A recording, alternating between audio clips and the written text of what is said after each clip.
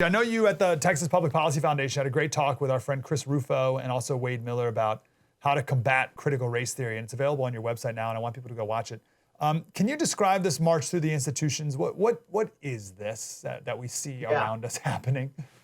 Yeah, that's really the question. Critical race theory is the instrument being used for the march through the higher ed institutions and through all the institutions of America. For your audience, let me just summarize what critical race theory is, and then I'll explain the reason for my definition. Critical race theory is a lie, and it's not only a lie, it's a hateful, hostile, manipulative lie. Now, people hear critical race theory and they think, what is this? Well, it appears under the name of implicit bias / sensitivity training that is used in corporations. It's used by schools under the titles of culturally or ethnically responsive pedagogy. A couple of examples: New York Times 1619 Project and Seattle's ethno-mathematics. Seattle is actually teaching that math depends on race.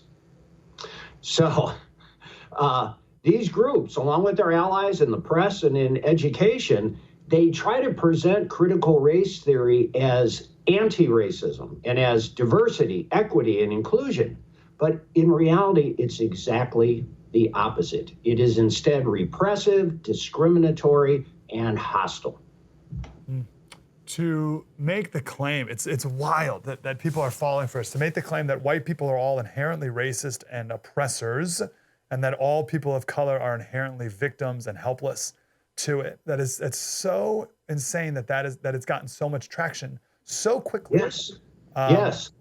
Do you think the businesses, going back to the corporations who are just tripping over themselves to proclaim their wokeness, do you think the people who run these organizations, do you think they believe it? Do they really believe it, these CEOs and boards, or are they just going along to get along and maybe make some money off of it?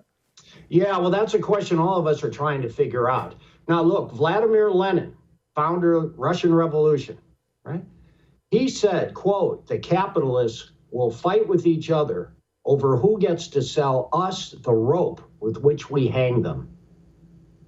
So he saw something implicit in this, in capitalism, that it would come to support this. And I think what these corporations think is that they are making the proper marketing decision based on their analysis of the buying habits of their key demographics.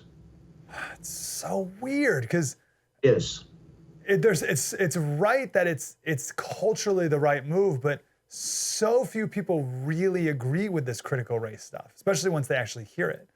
Yes, well, that's the good news. The good news is when people find out what this is, they're horrified. So what do we do, right? So how do we combat this? What's your suggestions? What was the conclusion of y'all's talk the other day? Well, there are a number of bills around the country that would seek to ban this. And really, it should go under the title of banning any sort of teaching in public schools that teaches any doctrine of racial superiority, of racial scapegoating, right? So that would rule out the Ku Klux Klan on one side and Black Lives Matter on the other. Yep, which are not that different. They are not that different. That's right. They are not that, unfortunately. Look, critical race theory is the new racism, but it presents itself as good racism. That's the point at which we've come today.